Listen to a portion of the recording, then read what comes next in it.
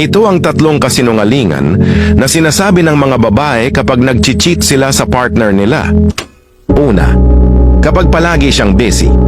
Kapag palaging sinasabi ng girlfriend o ng asawa mo na busy siya at halos wala na siyang time sa'yo, mag-imbestiga ka kung bakit. Lalo na kung di naman siya ganun dati at bigla siyang nagiging busy pag inaaya mo lumabas, isang sign na yan na nagsisinungaling yan sa'yo. Ikalawa, kapag sinabi niyang kaibigan niya lang yon. Kapag may kachat na lalaki ang babae mo, kinompronta mo at sinabihan kang kaibigan niya lang yon at ayaw niya lang maging rude, wag na wag kang maniniwala. Tandaan mo na sa oras na may i-entertain yang babae mo, siguradong may something dyan. Dahil ang mga babae ay di yan mag-i-entertain ng lalaking di nila gusto.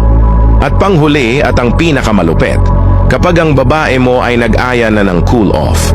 Kapag nag-aya ng cool off yang babae mo, lalo na kung palagi kayong nag-aaway tungkol sa lalaki, siguradong bibuelo yan para makasama na yung lalaki niya.